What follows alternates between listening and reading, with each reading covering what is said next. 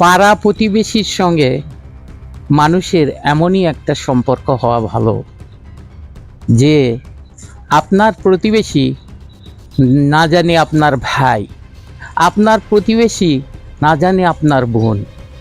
হুজুর আকরাম সাল্লাল্লাহু আলাইহি ওয়াসাল্লাম এক সময় ইরশাদ করছেন যে প্রতিবেশীকেই আমি যেন তোমাদের জমির বা অর্থের অংশীদার বানায় দেই।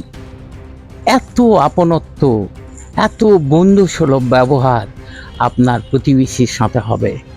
প্রতিবেশীর সাথে ঝগড়াঝাঁটি, গণ্ডগোল, কেজা ফাসাদ এইসব করা অশান্তির কারণ।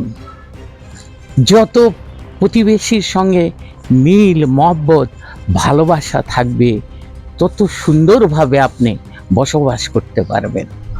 সে প্রতিবেশী আপনার হোক না কেন গরিব, হোক না কেন বড়লোক, হোক না কেন মূর্খ, কিন্তু আপনি তাকে এমনভাবে ব্যবহার করবেন বা এমন সুলভ আচরণ দেখাবেন সবাই যেন ভাবে আপনার নিজ আত্মীয়, হয়তো নিজ ভাই, নিজ বোন।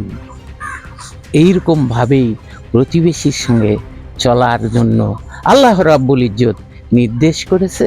এবং আপনিও লক্ষ্য করে দেখেন, প্রতিবেশীর সঙ্গে আপনার ভালোবাসা থাকলে আপনার জীবন জিন্দেগিও সুন্দর হবে।